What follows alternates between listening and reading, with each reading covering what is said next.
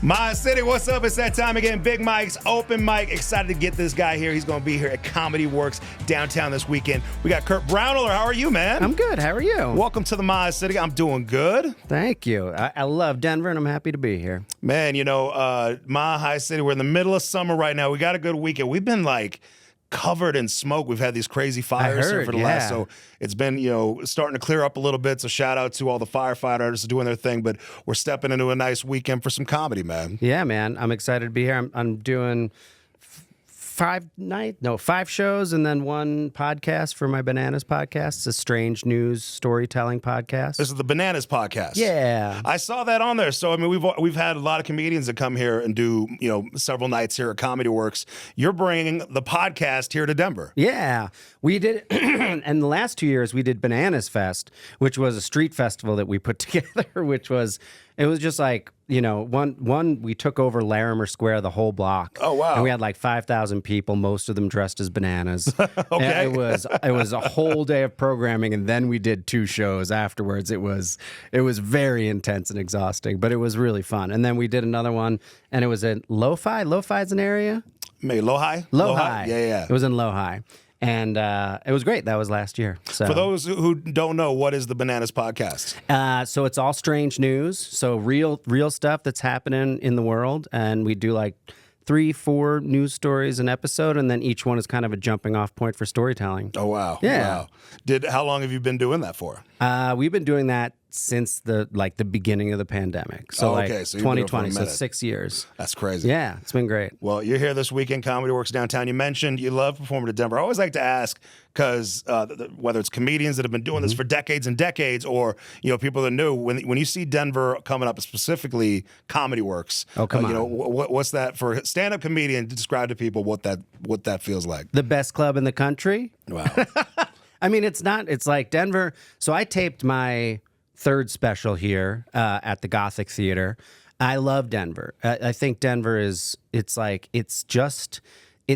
big enough that you have a lot of different types of people, but it's also still weird enough that you have just like all the weirdos as well. Right. And it's unique and specific, and it's beautiful, and it's like very enjoyable to come to. And then Comedy Works is like a no-brainer. It's legitimately one of the best clubs in the country. When you come here with the frequency that you have, do you end up having like your go-to like restaurants you got to go to? Like, do you find yourself at cities like, okay, I'm going to Denver, I'm going to Sam's number 3? Like, do you have something that you're going to, or?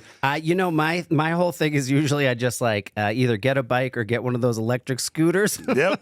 And just go along the river and stuff, and that's what I love, because it's always gonna be sunny, and it's always gonna be pretty pleasant outside, even if it's hot. You'll probably have to update your app. We moved to the VO scooters. VO now? Okay. It's VO. Like, we got rid. So if you were using the Lime and Bird, we got a new one, just so you know. I don't want you to get stuck downtown at the South Platte River.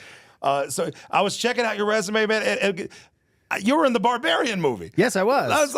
That's such a classic. It's, you know, people talk about classic horror films, and they'll mention stuff from the 70s and 80s.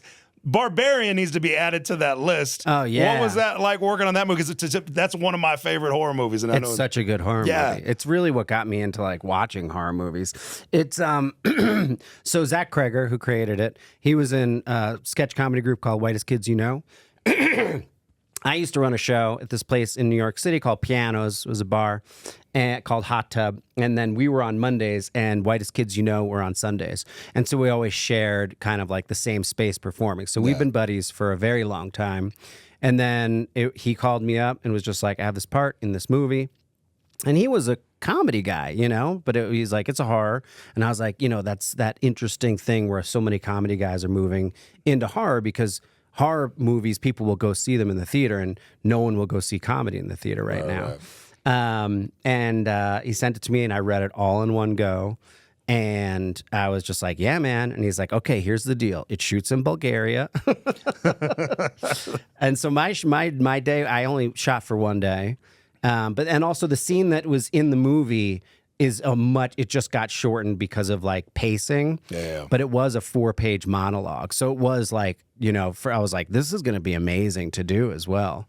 And it was a tracking shot. So it was a 4-page monologue, me talking and the guy giving like 1-word answers for like 4 pages while the camera tracked the whole way. I've never shot anything like that. Also, is in Bulgaria, so they built a Denver block or a Detroit city block in just the middle of a field, and that was cheaper than shooting in Detroit for sure, which is so crazy. And then also just got to be in Bulgaria for a week, which is when else am I going to go to Bulgaria? When you do that and you see maybe for pacing his trip down, do you like say, hey, can you send me the full cut? Can I get the director's cut of it in its entirety? I didn't say it. I should have said it in the moment. We had texted back and forth about it, and I never asked for it. And now I feel like it's on some editor's hard drive, like all this stuff. It's somewhere. It's somewhere. They're going to release the 25th anniversary DVD, and you're like, there it is. There's I know. I want to see that full scene. I do because I remember thinking like, and this is such a thing about being an actor, and you're just like, there it is. Like this is the scene that's gonna really open up some doors, and then you watch the movie, you're like, no, it's a 35-second scene. Well, listen, I will tell you this on what's the IMCB or whatever. IMDb, you're 4 from top listing, so I mean you're top biller on this movie regardless. So that's all that matters. All right, so I got my comedy cap right here. These are all people that were sitting in that seat, stand-up comedians. They added a question, so I'd love for you to pick a question and answer it, and then if you could add one to the cap for me, you might be tagged here in a few weeks. All right, here we go. This is from Jim Norton. What was the most humiliating bomb you ever had on stage, and can I find it on YouTube? You can't find it on YouTube. Okay. It was Kristen Shaw and I. We used to have a double act, and we were asked to do a corporate gig, and we show up. And then right before we go on stage, the person who booked it was like, "Oh, also don't go blue." And we're just like, "What?" And all of our sketches were blue. So there was no way we're not going blue. And I was like, "Okay." And then we walk in and we are performing in a conference room where just 12 people are at the conference table, and then we are just at the head of the table. There's no lighting, there's no mics. It is the absolute worst situation for comedy. And then we start doing, and we're like sketch comedians, so we're doing sketches and stuff. They're conceptual, they're weird. This is the height of alt comedy, and at one point in the middle of we had to do 20 minutes. And in the middle of our first sketch, the woman closest to the stage out loud, not even in a whisper, just went, "Oh no, this is horrible." And it's only a room of 12 people who know each other very well. And then we had to continue to perform for the 20 minutes to get our money, and then got our check and just immediately ran out of there. Did you guys inspire any chuckles? Were there at least a few laughs? I think maybe. Yeah.